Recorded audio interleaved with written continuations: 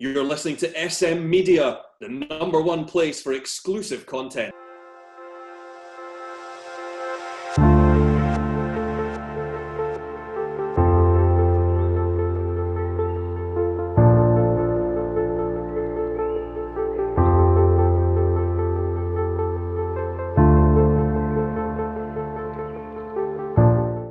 Hi everyone, and welcome to the latest episode of the Be Strong, Be Positive podcast right here on SM Media. I'm Scott McPike, delighted to be your host as always. Delighted to be joined by a very special guest. I'm quite buzzing about the fact that you're on. Tom Urie, legend of Scottish comedy, legend musician. Brilliant to have Tom Urie on. Thanks very much for joining me. It's a pleasure. Legend just makes me sound old, mate.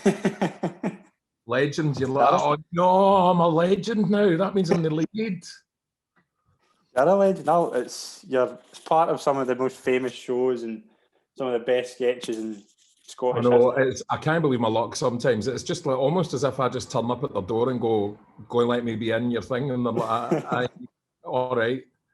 And then I pop in and do 2 minutes and then that's me. Brilliant. How's things been, obviously, since we've been into lockdown? How have you been finding it? It's rough. It's very rough. Everybody's finding it rough. So I live on my own, so it's kind of been me and, well, I've got 2 cats, so I've got to know them a bit better. I've got a bit more polite to them. I used to shout, beat it, and stuff, and now I'm like, excuse me, and I wait till they've gone, and then I say, thank you very much. No, I'm okay. You know, I've got no choice. None of us have got any choice, really, than just kind of try and get through it. And when I think about my dad lived through World War II, and he used to tell stories about, I mean, that lasted 6 years. And they had to spend every night worrying that their house was going to get bombed. And they'd have to get up out of their beds in the middle of the night and go out and hide in a bunker in the garden. And you know, all I've got to do is watch Tiger King and play Luigi's Mansion. You know, it's not, I mean, I'm sort of shielding from a kind of mental health point of view. It's a bizarre thing to say, but I really struggle with anxiety more than anything else. And what I've found is if I've been outside and I've had contact with somebody for the next fortnight, my anxiety's up to high dough, you know. So and I thought, you know what, I'm going to just try and stay in the house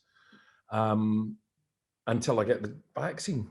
Which you know, it's not. I'm over 50, so it's going to be May for the first one. But I thought, well, you know, it's been a year of this. I can do another 2 months and then think about how things might change. But at the moment, I've not gone off my head yet. I got quite ill last summer mentally, and that was a bit of a worry, but it's okay. I need to take it a day at a time, Scott. And I think we're all now getting to the stage where we are so fed up with this, all of the whole thing. And but at the same time, you're like, well, we've done it this far, we might as well keep going until we reach the finishing post, which is there. We keep seeing it moving further away, but we're getting closer to it than we were. Yeah. And how are you kind of keeping busy? Like, what you mentioned about kind of watching Tiger King and things like that. What do you do to keep occupied? I do something every day. I create something every day. So I get up and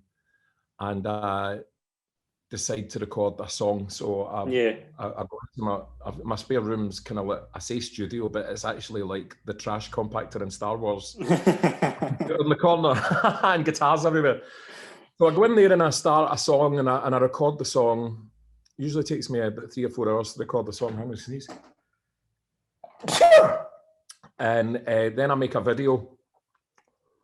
And then I post it on Facebook. And if I've done that in a day, I feel as if I've done a day's work. So it keeps me busy. It keeps my mind occupied. It keeps me from feeling like a waste of space. And what's, like, as you say, like coping strategies as well? Like, see if you're having like a bad day, as I'm sure like all of us have had at some point during this. Like, what do you kind of find to keep to kind of cope and take yourself like out of the situation and give yourself kind of a break mainly? you need to find out what is good for you for that, you know. So you need to be good to yourself. So if I'm having a bad day, first of all, I'll make myself talk to somebody. I'll make myself phone a pal, or I'll jump on Facebook and have a chat. And then if I'm feeling jumpy and overwhelmed and all that kind of stuff, I just put on music or watch the telly and not give myself a hard time about it.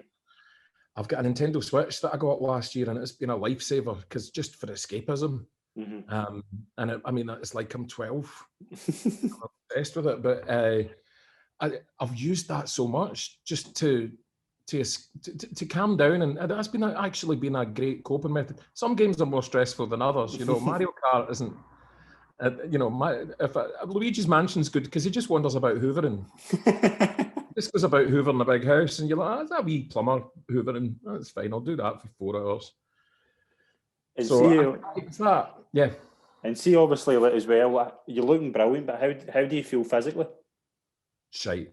Do you? Physically shite, because I just feel as if I've got no leg muscles or anything because I've not been out or up and down the stairs. So, I love going to the gym and doing weights and stuff, but that's all I've stopped. I've got crappy weights from Argos here, but they can sit in the corner gathering dust, and I'm desperate to get back out there, you know. Yeah, definitely. See, obviously, when you were growing up, what was your school days like? We've touched over the first kind of couple of episodes. We've touched on the guests about what their school days were like. How did you find school? I loved primary school. It was fun, and I did well, and I had good pals. But secondary school just got a little bit rough. You know, there was bullies. It was never the kind of bullies you would imagine. It was always kind of sneaky people, and it was never anybody I could name now. But it was just a bit kind of nasty, and I was a fat guy, so easy target. And I just got myself lost in music. I just played the piano and just did what I do now, and distract myself from it and escape into a different world. Brilliant. See, obviously, like when you were leaving school, did you have a plan leaving school, or what you wanted to do? No, not in the slightest. I left after 6th year, and I had kind of got academically bad in secondary school. I failed a lot of my exams, and I sort of didn't have any. All I wanted to do was music, and there was no kind of outlet for music or drama in Paisley at the time. They've now got a great youth theatre. They've now got Pace. They've got a few actually. They've got Starlight. They've got a lot of great stuff for kids now. But there wasn't anything when I was leaving school. So I kind of kicked about for a year DJing and getting steaming and smoking and just having been a bit of a bad boy for about a year. And then I heard about, through the social security actually, I heard about a rock music college in Perth. Right. And I auditioned for that and got in, and that changed my life completely, because I went up there for 2 years, did well, got on great, learned so much, made so many new pals that are still in my life today, and that's set me off on a career. It set me off on a career as a musician, and through that I ended up acting by accident. How did acting come about? Like, I've always wondered that, because obviously music's your passion, but how did acting come about? It's a bizarre accident. How did it come about? I did a little bit in the early 90s. I worked for the Singing Kettle. Remember the Singing Kettle? Yeah. I went and seen them live. Did you? And I kind of did a few shows with them, and then through that I worked at a theatre in St Andrews and got a few parts in that.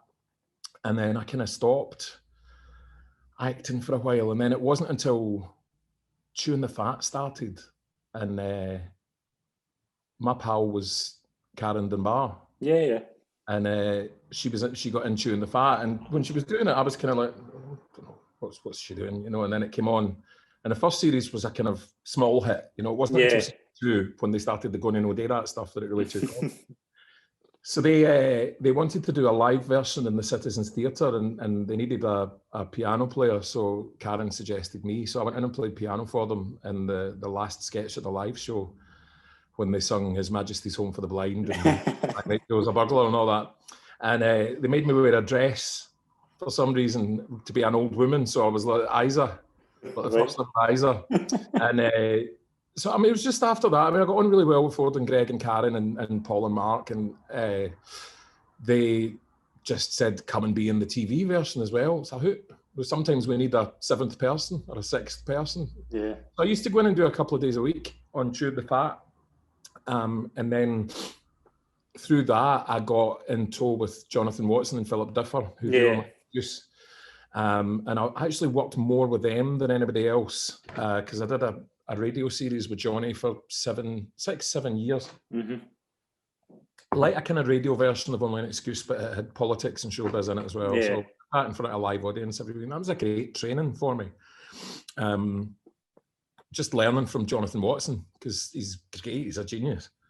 And Philip Differ. And I was just surrounded by good people that were funny and that were good at what they did. And it rubbed it off on me. And sort of through that, I got an agent and I got a couple of really big theatre parts, and it just grew and grew until I got River City. And then that was the real kind of, all right, there's him off the telly. Because before then it was like that, I know your face was somewhere, but then it was like, it's Big Bob. Then I suddenly became Big Bob. Brilliant. See Chewing the Fat. What were some of the favourite sketches that you were involved in? I'll probably ask this for every show you've been in, but Chewing the Fat, what was the one? There's one that sticks out to me, but it's not like it's... Right, the first one that I filmed, it was my first day on set with him. Finty Tin. Yeah. The quick fit advert. Yeah. And I could not keep it together. Because Ford makes stuff up. So, I mean, I'm standing there angry and he's going, I've got a big beat this way, running down the crack of my arse. And you can't not back up. What else was there that I was in Chewing the Fat? God, you probably know more than me.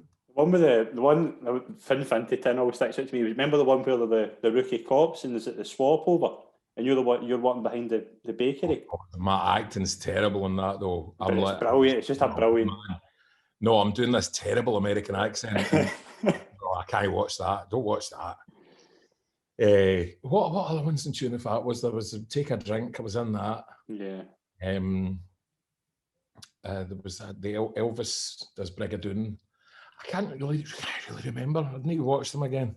See, that's the thing. It was like there was so much of it going on that it's like a day in the office 20 years ago. You're going, what was that? Yeah. You know, do you ever watch your old stuff back? Like, do you ever watch old? I mean, I'm not going to say, I never watched myself, because I never believe anybody when they say that. I do, and they're showing the old Only an Excuses just now. Yeah. And there's stuff in that I just don't remember at all. Mm-hmm. There's one I want to touch on with you that come up earlier. I think I know the one you mean. Pump 2. Yeah. I know. I don't remember doing that. But because there was just so much of it at the time. And a lot of the time, Only an Excuse, I didn't understand it because I don't know about football. Right, okay. So they had to explain to me what the guy was and who Frank McAvenny was and stuff like that. And why that was funny.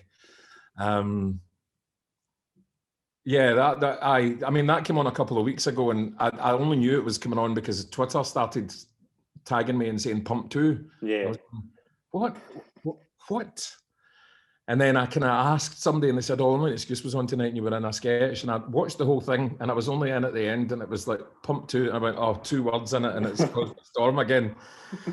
So, but see during that, see when you're doing that sketch, with obviously Jonathan's a legend and brilliant at what he does, but see, are you into do you think, that's Jonathan Watson dressed up, or is that Frank McAvenny, is that Graham Souness, whoever it may be? Like, do you...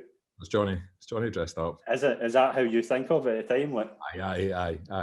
Because he's like, he's not like that when the camera's not rolling. You know, it's funny. So it's just no, you know, he's acting. No, it's not like he's cutting about dressed doing Dennis Law all day at lunchtime and stuff.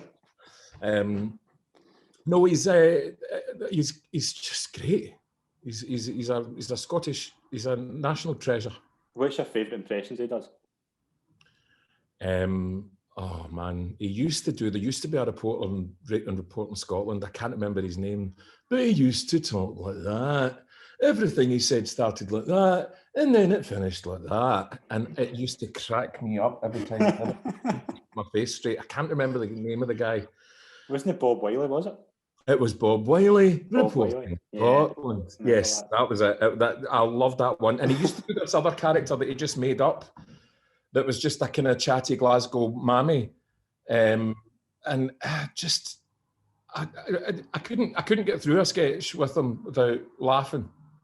But he's really professional and really thorough and quite disciplined. So I learned a lot from Johnny. I learned a lot about how to look at a script and how to act better. Yeah. Do you know what I mean? Yeah. See when you're doing it in radio as well. Do you feel more comfortable with the fact you don't have a TV camera in front of you? Aye. Yeah. You can wear whatever you want. Date in your pants, nobody would know. No, the telly's. I mean, I love doing the telly, but it is really, really. Every time if you watch like a minute of River City, it takes about 2 hours to film. Yeah. Because they've got different shots, different angles. They have to keep changing your hair and making sure your face is all right, and footering with your coat. And there's a lot of footering goes on making telly. People, 30 people footering with things. But you get used to that really quickly, and I really like it. I really like doing film and telly because I got good at sitting doing nothing. That's maybe why I've been all right this past year, because I've just been sitting. It's as if I've been sitting waiting to get called on to set.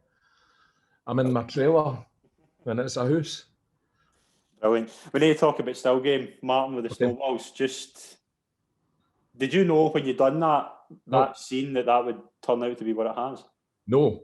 And I'll tell you for why. I don't think, I might be wrong about this, but I don't think the first series had gone out yet when we filmed that. Right, okay. I think that they filmed the first series and then started on the second series before the first one went out. I might be wrong, but I didn't even really know what they were doing. I knew the characters because they'd been in Chewing the Fat. Did you think, even, I'm asking you, but see, did you know they were the characters that would do the spin-off, or was there any other characters you thought from... We all thought Ronald Villiers would be the spin-off. Yeah. And then Ricky Gervais ended up doing that with extras. It was weird. We all thought Ronald Villiers, or we all thought the Paint and Decorators, Bish and Bosch. Right. Nobody was really expecting Jack and Victor as the spin-off.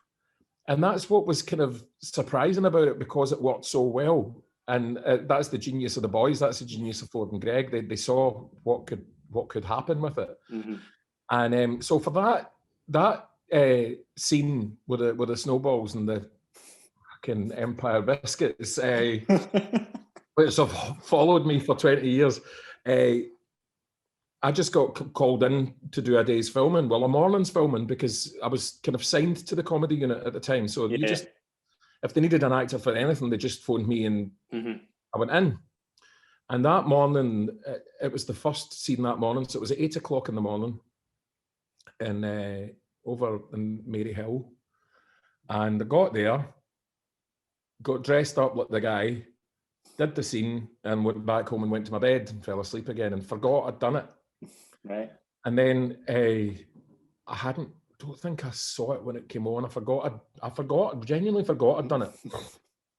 And then I was in Braehead in HMV, and somebody shouted, "Maybe if you have a jobby, Martin, you're more allowed to ask you, Martin, at me." And I just kind of went, I beg your pardon? What?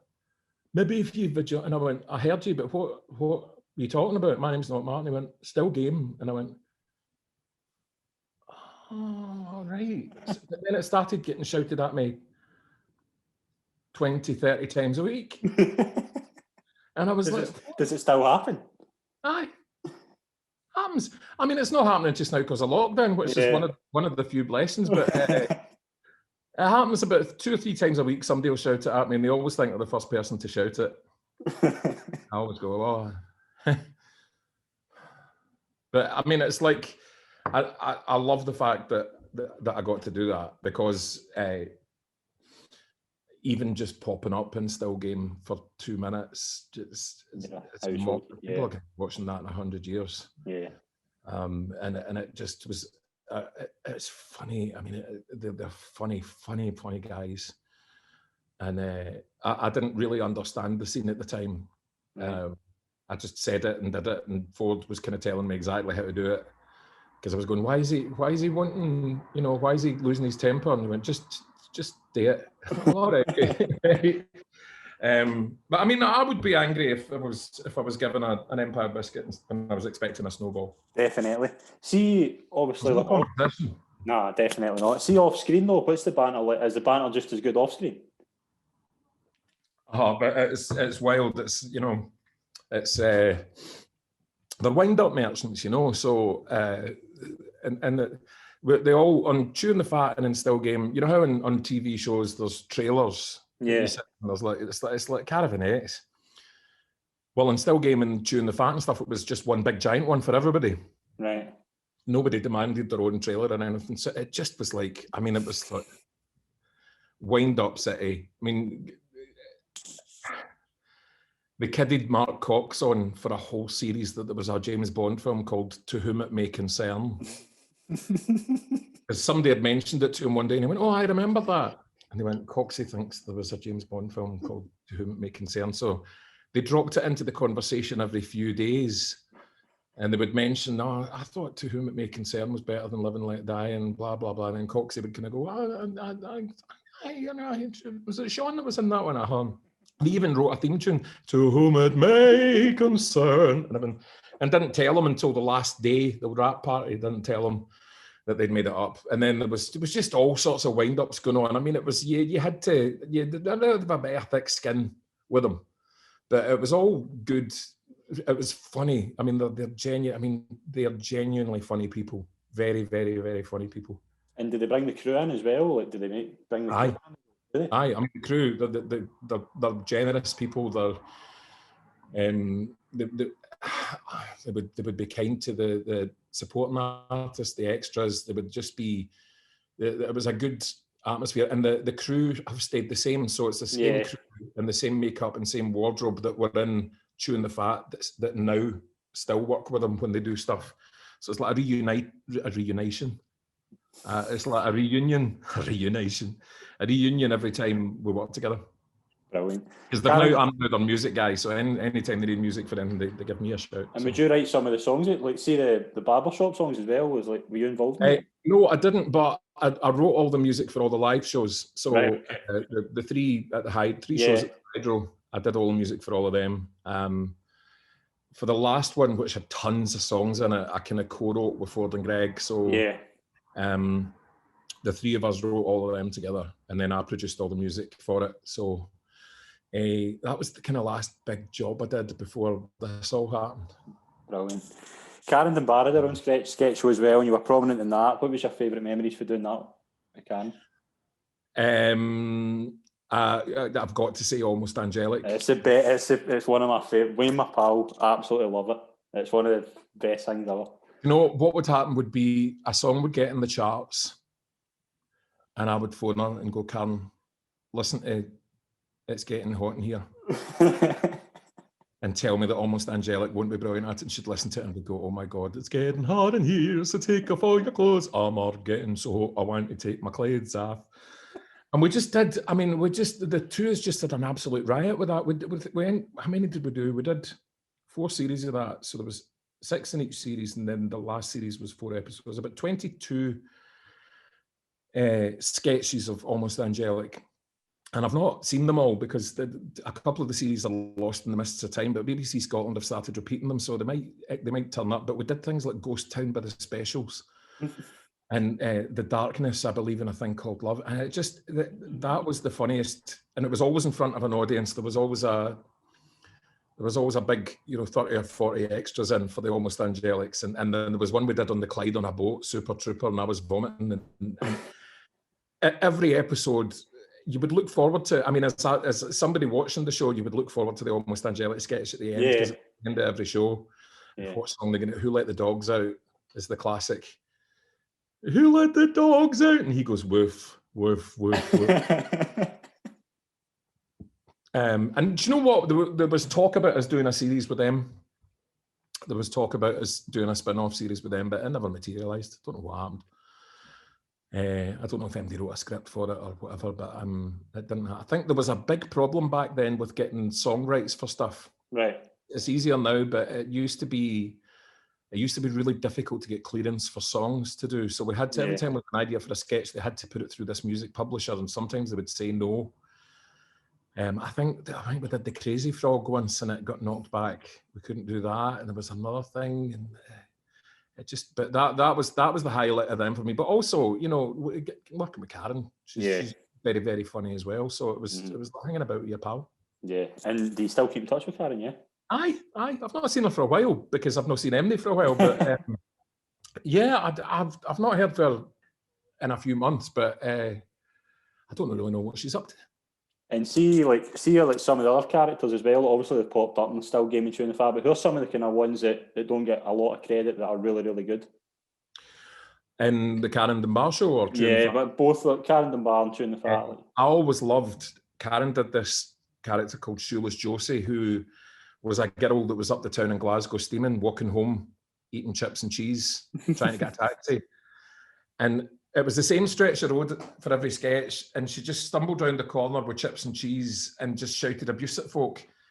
And it creased me up because she was just so bang on for somebody. She was up the town and lost their phone and lost their money and couldn't get a taxi. And these things that she did, where it was just observational, character-driven things that Karen did, I loved. And I loved, you know, she played that kind of old woman cleaner, and I always thought that's her strength, you know, doing these weird characters, even if they're not involved in a story or a sketch or something, just yipping. She played a cruel woman that worked in a chippy, and of course, with Chewing the Fat, you've got to talk about the school teacher that she did. Yeah. You can ask a question of that, Kenneth, when you bring a decent bag to school. Genius, absolutely. Was that not based on our own school teacher? I think, I mean, all these people are based on sort of real people. I think it was based on, it might have been based on a real teacher. I don't know. Don't want to say in case she's dead. But I think it was based on they're all based on real people. Yeah, and see, obviously as well, see some of the cast that went into Karen and Bar were obviously still for Chewing the Fat. Was there a really good core as well? Like, did you all keep close with one another? Well, it was a different cast in the Karen and Bar show than it was in Chewing the Fat. So it was me and Karen were the only ones from Chewing the Fat that went into the Karen and Bar show, and Gabriel Quigley as well had been in Chewing the Fat. So it was the three of us, and then the cast changed after the first series, and we brought in James Young and Sandy Welsh and Leah McRae. It was Leah McRae's first acting job, and she was 19, and I had been working in a nightclub with her, so I knew her. Right. And she was just a revelation. She came in series 3, I think, and she's now a big star. She's now doing her own big stand-up comedy tours in River City, and she just was she kind of injected a bit of youth into it, because I think we were in our 30s. She was 19, and James was young. James was about 19 as well. So we brought a couple of kids in, and so yeah, no, we all had a laugh. It was a joy going to work every day. It was good. And see that, obviously, you're in the television like that. What's it like for you getting recognised? Was there any kind of bad experiences you would have, or was it mostly all good? No, the only time it ever got bad for me was when I was really, really, really fat. Right. And really struggled to walk and stuff. So when I was just after I left River City, when I was a big giant guy, and I was struggling to get about, if somebody would stop me and want a conversation and stuff, it was physically a struggle for me. And I remember I'd been playing in a piano bar in town, and it was really hard to get a taxi, and I had really bad back problems and walking problems and breathing problems and all that. And I had been trying to get a taxi for ages, and eventually I saw one, and I flagged it down, and it pulled over, and a hen night came running up going, "Oh my God, it's Big Bob, can we get a photo?" And I went, "I've just managed to get this taxi after an hour of trying to get one." Come on, don't be such a fucking...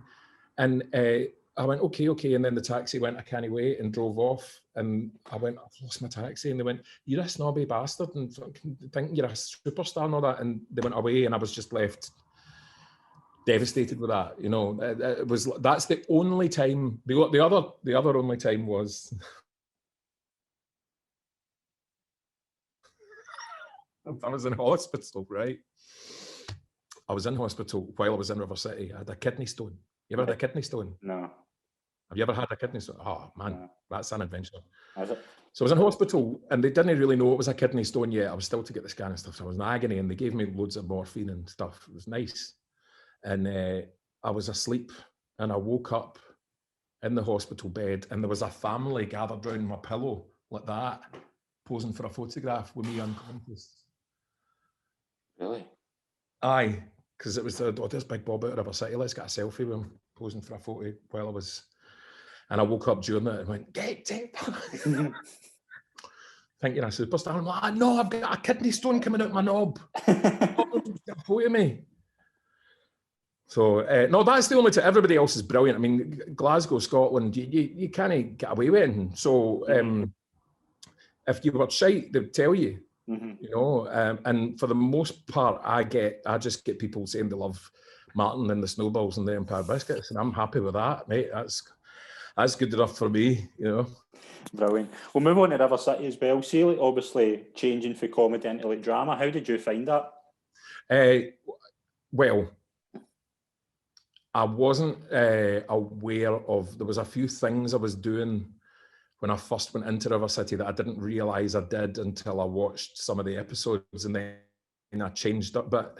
Right. And I think that happens with a lot of people. They don't realise. So I didn't realise that I did this all the time on screen. So I was like, I'm fed up watching Big Bob going, I need to stop doing that. But it kind of was comedy because I was working with Sally Howard that plays Scarlett and McLean that played Molly. You were brilliant, mate. Incredible comedy actresses, right? And I just was like, every day it was actually funnier doing River City than it was doing any of the comedy stuff. It was funnier because Sally Howard that plays Scarlett is hysterical. And Una McLean that played Molly, the funniest, most mischievous laugh I've ever had in my life was with that woman. She just was hysterical and kind and funny and full of stories. Johnny Beattie was full of stories. Yeah. They had all the old stories about the 1950s Glasgow theatre scene and all that. It was brilliant working with them. Really, really brilliant. That was the best thing about it. The best thing about River City was the people, the cast. Who else was really good to work with? Claire that played Iona, and Magdalena that played Tatiana, and oh man, Stephen Purden that plays Shell Suit Bob. He's brilliant, isn't he? Beautiful wee guy. An absolute gem of a wee guy and a great actor. You never saw a script in his hand. He knows all his lines. You know, whereas I had like an iPhone and scripts hidden everywhere and things shoved under couches and in drawers. He knows his stuff. Who else was my pals on it? I made loads of pals on it. And if I start listing them, I'm going to miss somebody out and I'm going to get in trouble. It tends to be the people you're working with. It tends to be the people that's in your family. Yeah. I was good mates with Paul Corrigan and Kira Lucchese that were in it at the same time as me, and Libby MacArthur and Deirdre Davis that were in it. They were good pals. They've stayed good pals. A lot of us stay in touch. You make good pals out there because you're together for 12 hours a day. Yeah, definitely. You get to know everything about each other. See the storyline where they were sending you to the camp. Was that tough for you in real life, like doing that?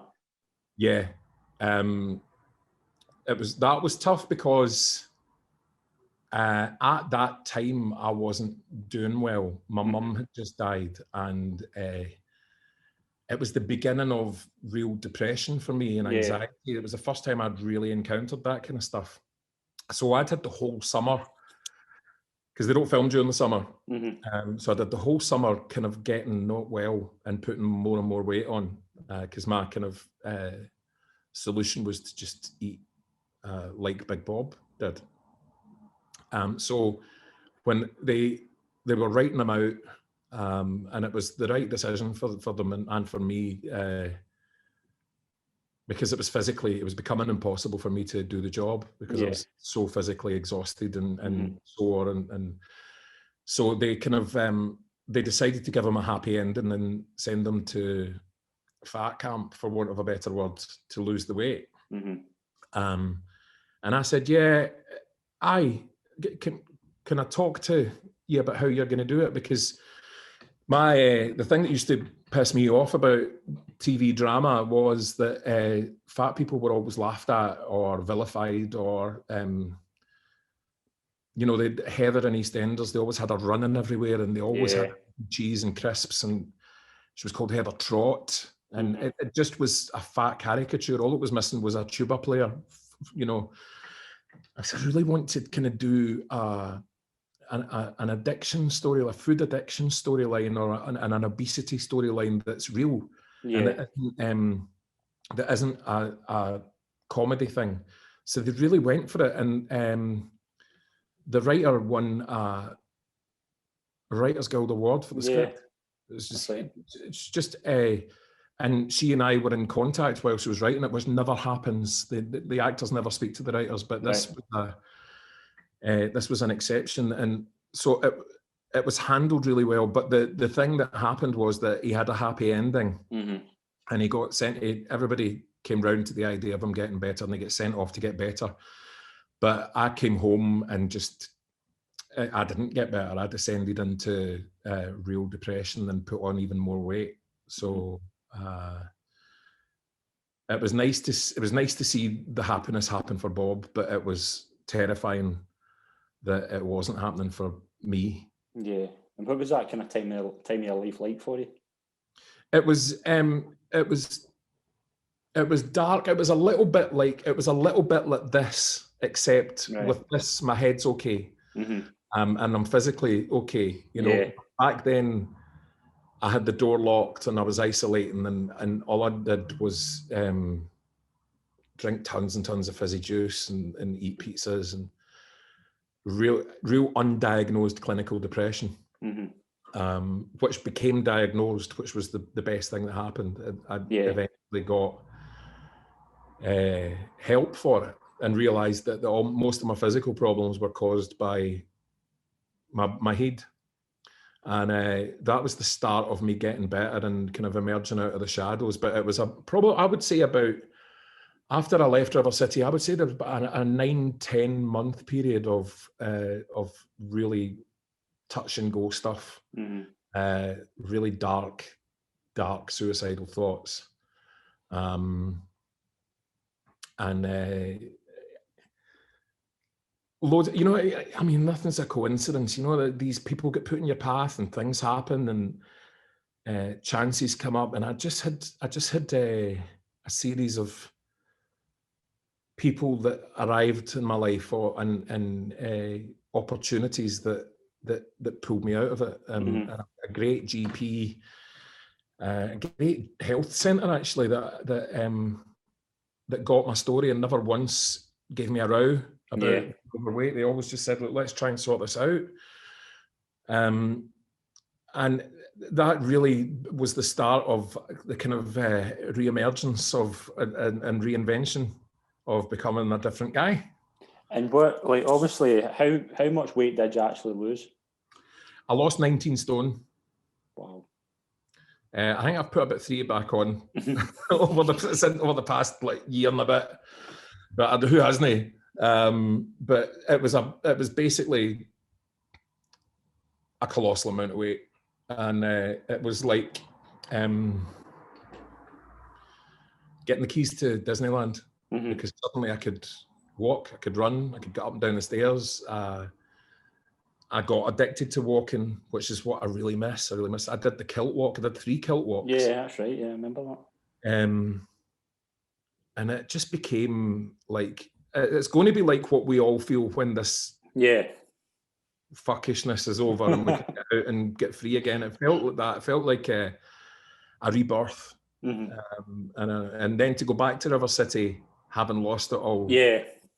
And that was that kind of didn't work out because one of the cast members took ill just before the episode, so it had to be hastily rewritten. So I really was only in it for 2 minutes. What was the storyline again? What was the reason you went back storyline wise? Somebody was my sister had got blown up in a porta cabin, and I went back to the funeral. Right. So I was like, right. So every time they kill somebody, because I think I'd been back for another funeral, I can't remember. But they got me back for this funeral, but the storyline had to be changed because somebody took ill, so they had to cut most of my scenes. So all that happened then was I got out of a van, had a scene with wee Madonna, said hello to Stevie and Shell Suit Bob, and then got back in the van and went away. But it was they went, "Oh, you've lost loads of weight." I went, "Aye," and then went away. That was kind of shite end to the story, but at least we did it, you know. Do you think there could be an opportunity for you to go back to that at some point down the line? Probably. I mean, it's not up to me. It's never up to the actor. It's always up to the writers and the producers. So it just depends on where they're going with it. If they thought it would fit, and if there was a story that they thought would work, then I'm sure they would give me a shot. I'm still in good terms with them. Never fell out with them. So I mean, they know where I am.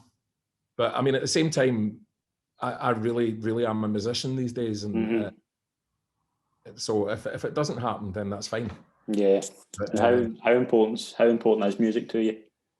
It's the air that I breathe. It's like I couldn't do without it. It's my drug, and there's no, you know, I use it now. I use it as medication, really. I use music to.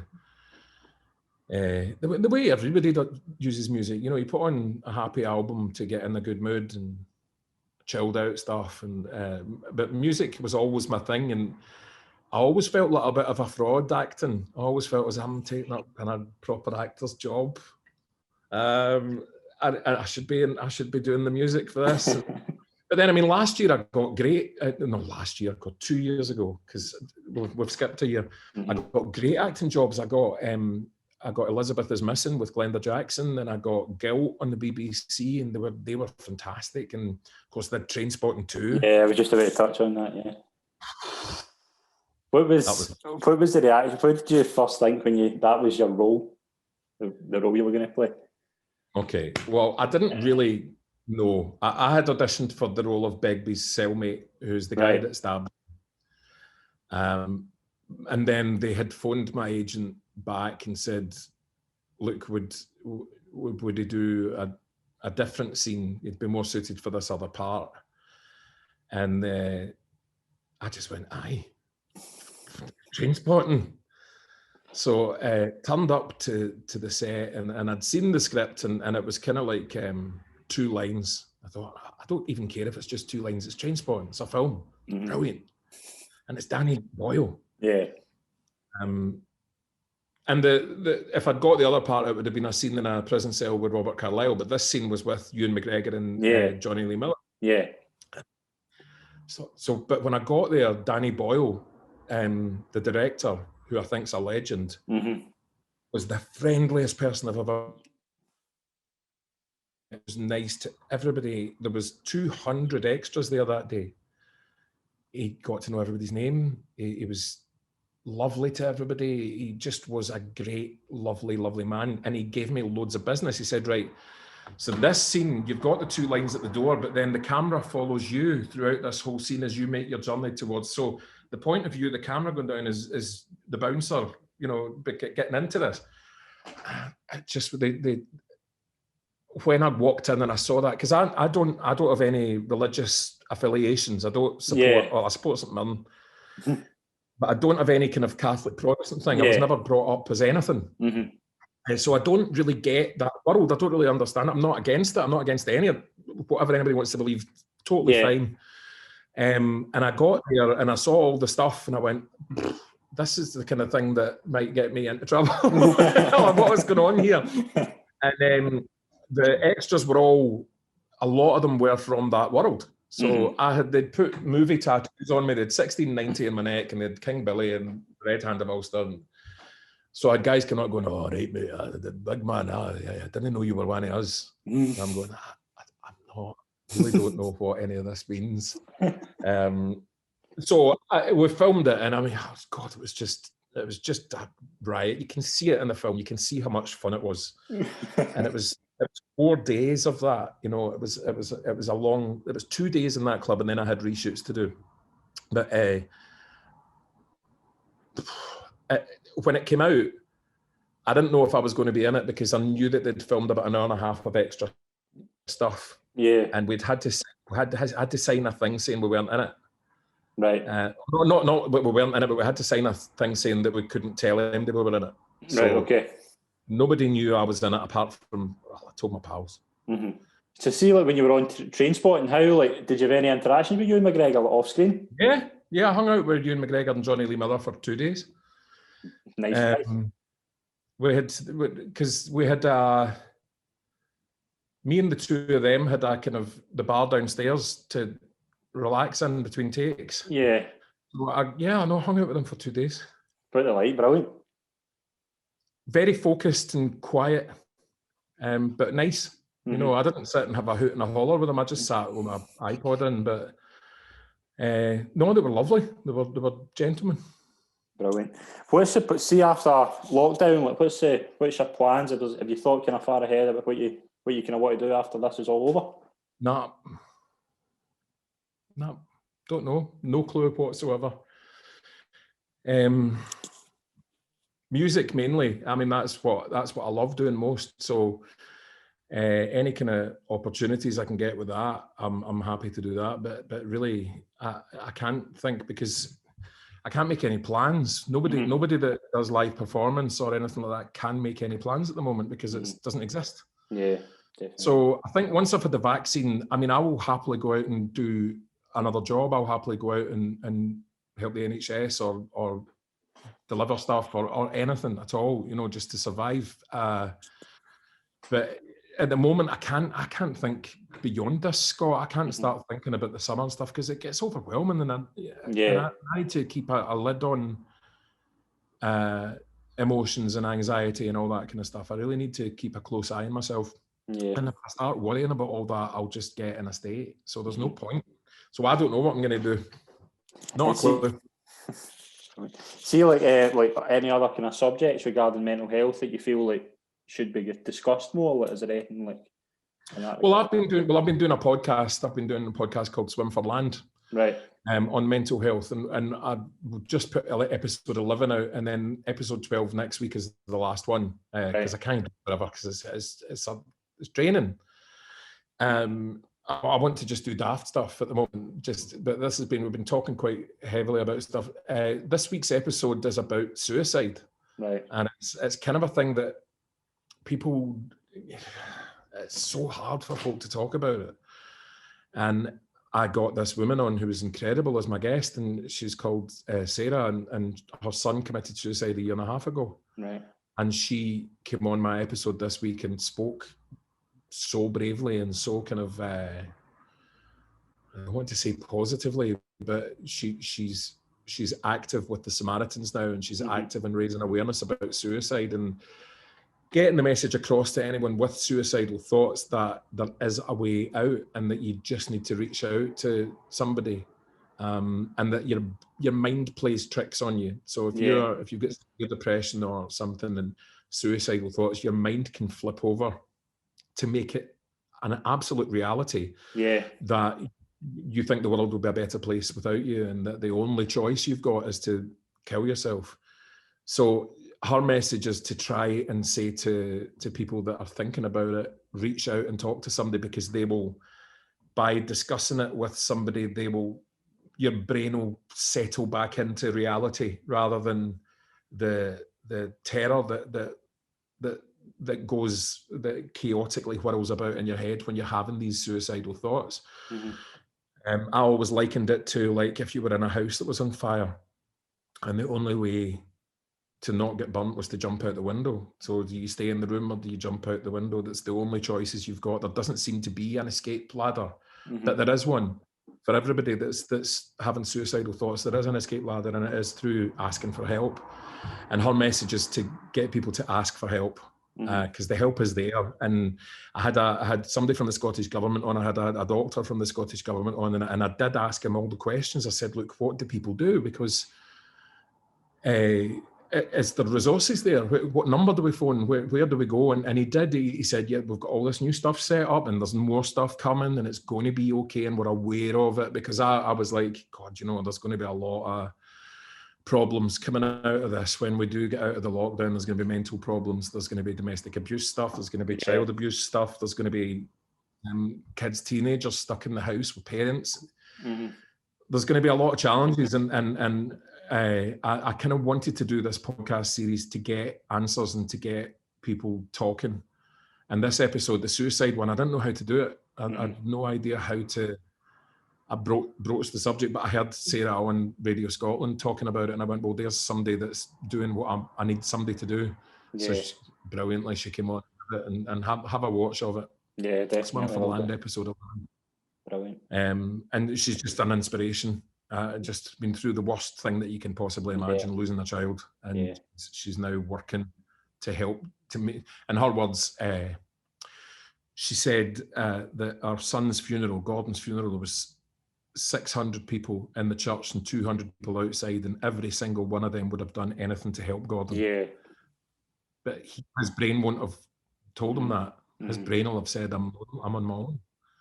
So she said if she can stop any other mother having to go through what she went through, she's going to fight tooth and nail to do it. And it was incredible, just stunning.